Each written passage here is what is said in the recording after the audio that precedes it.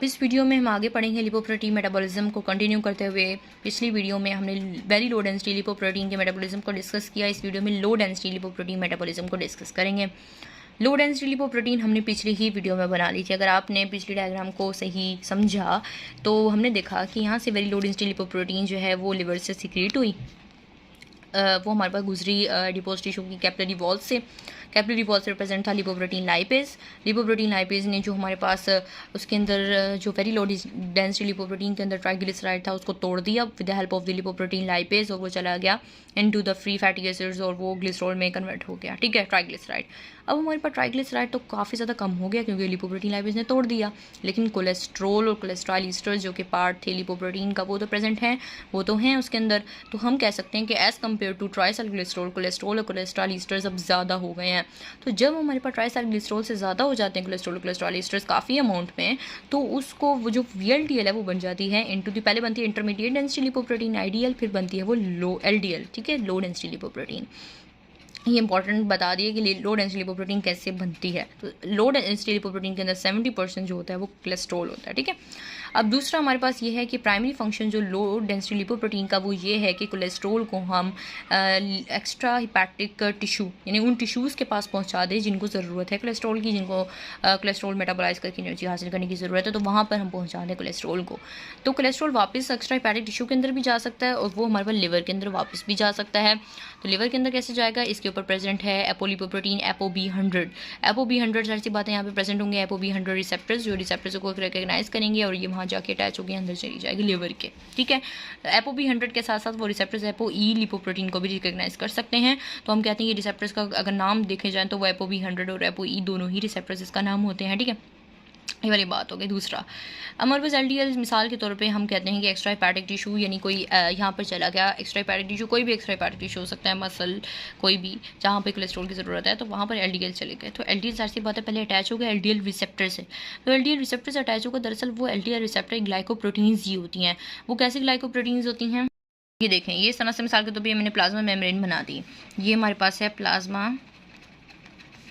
Membrane, ये plasma membrane है और ये जो है वो एक कोटेड पिट बनी हुई है। क्या बनी हुई है, कोटेड पिट। अब कोटेड पिट के अंदर प्रेजेंट है क्लैथरिन। क्लैथरिन प्रेजेंट है जिसने इस पिट को स्टेबलाइज किया हुआ है, इसको स्टेबलाइज करके रखा हुआ है और LDL आके अटैच हो गया इस पिट के अंदर। अब इस पिट ने नेक्स्ट स्टेप में क्या करना है, क्लोज हो जाना है, इस तरह से क्लोज हो जाना है और ये बन जाएगा एक वेजिकल। ये अंदर चला जाएगा in the form of the vesicle. ये बन गया एक वेजिकल कि ये वेजिकल से बन गया। तो ये हमारे पास इस तरह से फेनोमेना होता है कि LDL रिसेप्टर से अटैच हो फिर वेजिकल बन जाता है। LDL रिसेप्टर में कोई मसला है ना, इसकी सिंथेसिस सही नहीं हो पा रही, तो हमारे पास क्या होता है कि लिपोप्रोटीन अंदर नहीं जा पाती, सेल के यूटिलाइज नहीं हो पाता उसका कोलेस्ट्रॉल, जिसकी वजह से हमारे पास प्लाज्मा के अंदर कोलेस्ट्रॉल का लेवल जो है वो इंक्रीज हो जाता है और हो जाता है हमारे पास हाइपर लिपिडीमिया टाइप 2A। ठीक है, इसको हम फैमिली हाइपर कोलेस्ट्रोलीमिया भी कहते हैं। ठीक है, अब LDL जो प्लाज्मा के अंदर कोलेस्ट्रॉल राइज हो गया, दूसरा काम क्या करेगा, ये एथेरोस्क्लेरोसिस करेगा। किस तरह से करेगा वो भी हम थोड़ी देर में पढ़ेंगे कि how LDL participate in the atherosclerosis process, मतलब किस तरह से वार्फरीज में क्लॉटिंग करेगा, तो वो हम पढ़ेंगे। दूसरा ये कि मिसाल के तौर पर रिसेप्टर जो है वो एक तो पहले बने ही नहीं थे, मतलब उसकी सिंथेसिस ही नहीं हुई थी, तो हमने कहा था कि टाइप 2A हाइपरलिपिडीमिया हो गया।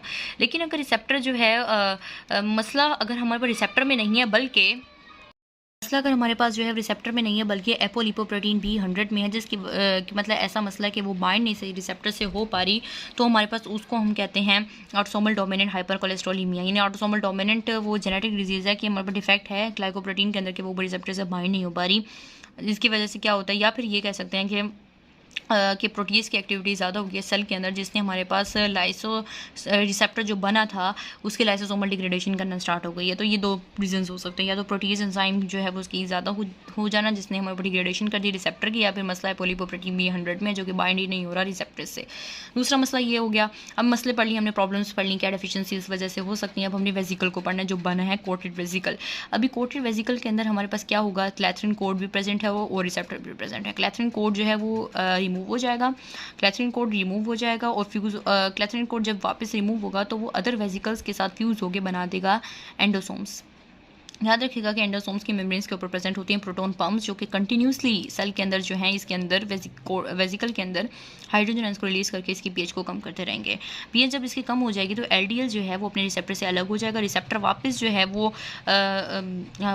चला जाएगा मेम्ब्रेन पे अटैच होने के लिए, जबकि एलडीएल जो है वो इसके अंदर जो है ल्यूमन ऑफ द वेसिकल के अंदर ही प्रेजेंट रहेगा। ठीक है, अब रिसेप्टर जो रिसाइकल भी हो सकते हैं वही बता दिया मैंने। और अब ये जो है अंदर जो वेसिकल बच गया है यहाँ पर आके यहाँ पे आ जाएंगे लाइसोसोम्स। लाइसोसोम्स क्या करेंगे, इसको अमीनो एसिड्स, फैटी एसिड्स और कोलेस्ट्रॉल में तोड़ देंगे। ठीक है, अब ये जो कंपाउंड्स हैं ये सेल यूटिलाइज कर लेगा, तो इस तरह से एलडीएल की जो डिग्रेडेशन हो गई। हमारे पास कुछ लाइसोसोमल स्टोरेज डिजीजेज होती हैं जिसमें हमारे पास जो लाइसोसोमल कोलेस्ट्रॉल ईस्टर्स हैं उनको हाइड्रोलाइज करने की एबिलिटी ही नहीं होती, तो वो लाइसोसोमल स्टोरेज डिजीजेस हमारे पास ऑटोसोमल रिसेसिव डेफिशिएंसीज की वजह से होती हैं कि वो फ्री कोलेस्ट्रॉल जो है वो लाइसोसोम से बाहर निकल ही नहीं पाता, यानी कोलेस्ट्रॉल की यूटिलाइजेशन सही नहीं हो पा रही, तो वो उसे कहते हैं लाइसोसोमल स्टोरेज डिजीजेस। उसके बाद जो कोलेस्ट्रॉल रेमनेंट, कोलेस्ट्रॉल क्योंकि अब ज़्यादा हो गया सेल के अंदर, ज़ाहिर सी बात है एलडीएल से आया, कोलेस्ट्रॉल जब ज़्यादा हो जाता है तो क्या होता है, नेक्स्ट स्टेप क्या होता है, हमने वो पढ़ना है। हमारे पास एक एंजाइम होता है एचएमजी कोई रिडक्टेज, जिसने कोलेस्ट्रॉल की सिंथेसिस करवानी होती है, लेकिन अब तो कोलेस्ट्रॉल ज़्यादा हो गया है तो जाहिर सी बात है कि एचएमजी कोई रिडक्टेज की जो जीन का एक्सप्रेशन है वो कम हो जाएगा। हाई कोलेस्ट्रॉल इनहिबिट कर देगा, फीडबैक प्रोडक्ट इनहिबिशन हो जाएगी कि कोलेस्ट्रॉल ज़्यादा है तो एचएमजी कोई रिडक्टेज जो है वो इनहिबिट हो जाएगा। दूसरा ये कि हमारे पास सिंथेसिस ऑफ न्यू रिसेप्टर्स भी कम हो जाएगी। क्यों कम हो जाएगी, क्योंकि अब मजीद रिसेप्टर की ज़रूरत ही नहीं है, मजीद रिसेप्टर्स होंगे तो वो ज़्यादा एलडीएल बाइंड करेंगे, एलडीएल ज़्यादा अंदर आएगा। अब इतने रिसेप्टर्स की ज़रूरत नहीं है तो जो रिसेप्टर्स हैं उनकी भी सिंथेसिस कम हो जाएगी। ठीक है, ये वाली बात हो गई कि किस तरह से हमने कोलेस्ट्रॉल के जब हाई होता है तो वो सबको कम कर देते हैं, यानी कोलेस्ट्रॉल की रिसेप्टर की सिंथेसिस कम होगी। लेकिन हमारे पास कुछ रिसेप्टर्स होते हैं उनकी सिंथेसिस कम नहीं होती कोलेस्ट्रॉल के ज़्यादा होने से।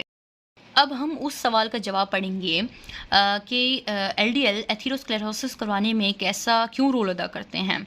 मसला ये है कि कुछ मैक्रोफेजेस होते हैं उनके अंदर जो रिसेप्टर्स होते हैं ना उनकी बहुत ज़्यादा ऐसे रिसेप्टर्स होते हैं कि उनको कोलेस्ट्रॉल ज़्यादा होने से कोई इफेक्ट ही नहीं पड़ता, जबकि जो सेल के रिसेप्टर्स होते हैं हाई एफिनिटी रिसेप्टर्स जो एलडीएल के लिए होते हैं, यानी लो डेंसिटी लिपोप्रोटीन के लिए जो बहुत ज़्यादा एफिनिटी रखते हैं रिसेप्टर जो प्लाज्मा मेम्ब्रेन के ऊपर प्रेजेंट होते हैं, अगर जब कोलेस्ट्रॉल ज़्यादा होता है तो उनकी जो सिंथेसिस है वो डाउन रेगुलेटेड हो जाती है, वो ज़्यादा बनते नहीं हैं। ट्रांसक्रिप्शन की प्रोसेस से, ट्रांसलेशन की प्रोसेस से वो रिसेप्टर ज़्यादा नहीं बनते।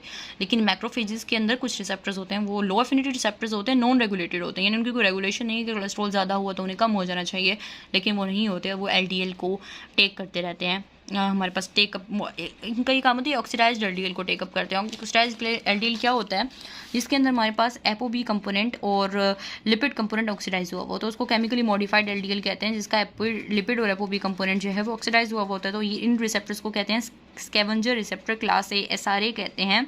इनकी बहुत ज़्यादा मैक्रोफेजेस के अंदर प्रेजेंट होते हैं, इनके अंदर high level of scavenger receptor activity होती है। दरअसल एंडोसाइटोसिस कर लेते हैं केमिकली मॉडिफाइड एलडीएल की, यानी वो एलडीएल जो कि हमारे पास नॉर्मल रिसेप्टर जो प्लाज्मा मेम्ब्रेन थे उससे ज़्यादा बाइंड नहीं हो रहा, क्योंकि उन रिसेप्टर्स की अमाउंट कम हो गई है कोलेस्ट्रॉल क्योंकि कोलेस्ट्रॉल ज़्यादा है। लेकिन जहाँ इन रिसेप्टर से जाके बाइंड हो रहा है क्योंकि इनकी अमाउंट कमी नहीं हुई कोलेस्ट्रॉल के ज़्यादा होने से, तो इन्होंने टेकअप कर लिया मॉडिफाइड यानी ऑक्सीडाइज्ड एलडीएल।